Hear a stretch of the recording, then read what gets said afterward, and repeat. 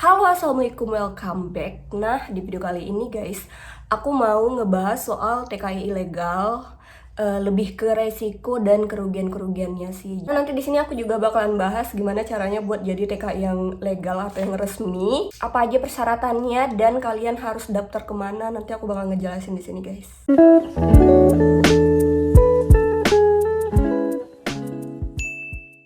Bagi kalian yang kayak berniat buat jadi TKI, aku nganjurkan dan nyaranin banget kalian buat jadi TKI yang legal atau yang resmi aja. Nah, kalian udah pasti tahu lah ya kalau TKI ilegal itu ada beberapa gitu, berdasarkan dengan ciri-cirinya. Yang pertama itu mereka yang nggak punya visa kerja, jadi kayak nggak punya permit kerja lah ya. Untuk kerja di Malaysia itu kita butuh visa ataupun permit kerja guys. Nah, terus ciri-ciri yang kedua adalah tidak memiliki paspor. Jadi ada beberapa TKI yang nggak punya paspor, mereka tuh biasanya masuk dari jalur belakang gitu, dan itu resikonya gede banget guys. Nah, ciri yang ketiga itu adalah dokumen tinggal atau kerjanya itu udah habis. Nah, ini deh biasanya dipakai sama orang-orang yang melancong ke Malaysia tapi jadinya melenceng gitu. Harusnya orang yang melancong ke Malaysia itu untuk jalan-jalan, untuk wisata yang nggak boleh lewat dari 28 hari kerja gitu, tapi merekanya tuh lewat dari 28 hari kerja bahkan tahunan. Jadi mereka kerja di sana pakai dokumen ataupun paspor pelancong. Nah, itu sangat-sangat tidak boleh ya guys, karena itu tuh bakalan banyak banget kerugian yang bakalan kalian dapetin di sana. Nah, di sini aku bakal ngejelasin beberapa risiko ataupun kerugian yang didapetin sama TKI ilegal ataupun TKI tidak resmi ke Malaysia. Nanti kalau misalnya ada tambahan, kalian boleh nambahin di kolom komentar. Yang pertama itu resikonya adalah pasti ditangkap sama polisi guys. Jadi kita di Malaysia itu sama kayak di Indonesia tuh banyak banget, bahkan lebih banyak di sana sih polisi. Jadi polisi patroli di sana tuh lebih kenceng daripada polisi yang patroli di Indonesia menurut aku ya. Jadi guys, untuk TKI yang tidak resmi itu kemungkinan besar untuk ketangkep polis ataupun ketangkep sama pihak imigrasi itu gede banget, karena mereka selalu patroli, bahkan tuh gak cuma di jalan gitu, jadi kayak di kampung-kampung juga.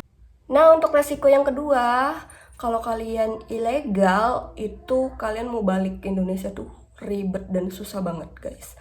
Nah, kebanyakan sih kalau misalnya TKI ilegal itu masuknya ilegal, pulangnya tuh dia bakalan ilegal juga, dan itu resikonya gede banget. Ada yang naik kapal speedboat atau kapal tongkang doang, dan itu udah banyak banget kejadian yang kapalnya kebalik, sampai baju membaik kayak gitu ya, kapal terbalik atau hanyut atau kayak gimana lah. Itu udah banyak banget berita soal TKI ilegal yang kayak gitu, tapi aku nggak tahu kenapa tetap banyak aja orang yang pengen kerja di Malaysia tapi ilegal gitu. Nah, untuk kerugian yang ketiga itu adalah kalian nggak bisa kerja di tempat-tempat yang kayak kilang, terus kayak pokoknya tempat-tempat yang apa namanya, yang memang mewajibkan kalian punya permit gitu. Karena biasanya ya kalau orang-orang yang ilegal itu kerjanya tuh cuman yang kayak, kok cowok tuh jadi inilah, jadi buruh bangunan, pokoknya kerja-kerja kasar lah. Kayak perempuan tuh kayak jadi apa ya, kerja-kerja di gede gitu sih menurut aku. Tapi guys, sebenarnya ya orang Malaysia sendiri yang memperkerjakan TKI ilegal itu ada sanksinya sendiri loh bagi mereka. Oke, nah jadi menurut aku ya, bagi kalian yang kayak pengen kerja ke sana, usahakanlah untuk menjadi TKI yang legal atau yang resmi guys. Aku bakalan ngasih tips gimana caranya menjadi TKI resmi ke Malaysia.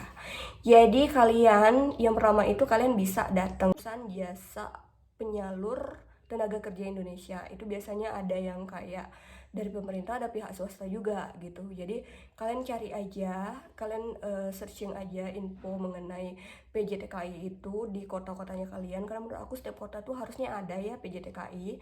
Nah, kalian datangi, terus kalian tanya persyaratannya itu apa-apa aja. Nah, aku juga udah ngerti nih beberapa persyaratan untuk menjadi TKI ke Malaysia. Nah, syarat umumnya itu adalah yang pertama berusia 18 sampai 45 tahun. Jadi nggak bisa di bawah 18, nggak bisa lebih dari 45 tahun juga ya guys. Terus kalian datang ya melalui jalur resmi, yaitu pemerintah ataupun perusahaan swasta yang aku bilang tadi, PJTKI. Nah, terus yang ketiga menandatangani kontrak kerja. Jadi kayak itu ada kontrak kerjanya itu sendiri guys. Nah, yang keempat, pastinya kalian memiliki permit kerja yang dikenakan biaya per tahun. Jadi untuk TKI resmi sendiri itu ada, so pasti ada permit kerjanya. Nah, aku pernah dengar ada beberapa orang yang pernah kena tipu. Jadi ada juga beberapa oknum yang memanfaatkan orang yang pengen kerja di Malaysia tapi jadinya itu ditipu gitu jadinya. Nah, kalian harus hati-hati guys.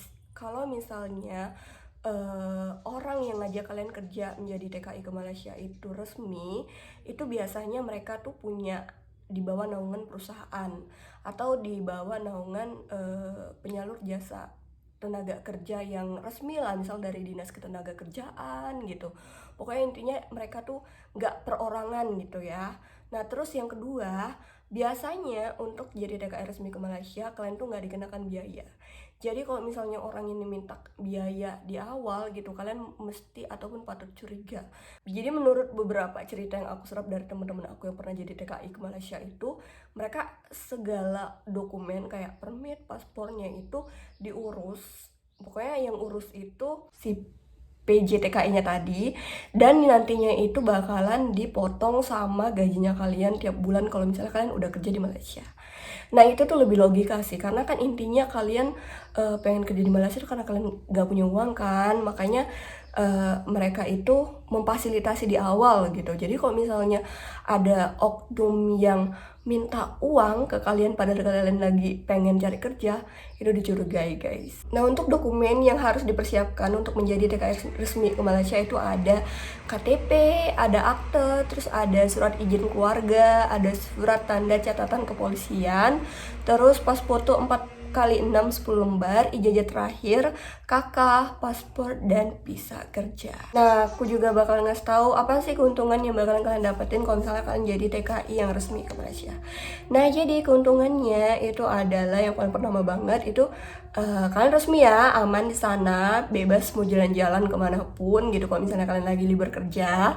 Terus yang kedua, so pasti kalian juga dikasih asuransi kerja. Terus yang ketiga, biasanya kerjaannya itu lebih ke kerjaan yang kayak di kilang, lebih ke kerjaan-kerjaan yang gak terlalu berat sih menurut aku. Terus lagi keuntungannya adalah pemerintah itu dapat memberikan bantuan apabila terjadi sesuatu. Karena dokumen kalian tuh jelas gitu, jadi kalau misalnya ada sesuatu yang terjadi sama kalian di sana, pemerintah itu bisa gitu ngasih bantuan ke kalian. Nah, oke guys, jadi udah segitu aja video aku kali ini. Kalau misalnya ada yang kurang atau ada yang salah, kalian bisa komen di kolom komentar. See you on my next video. Bye bye.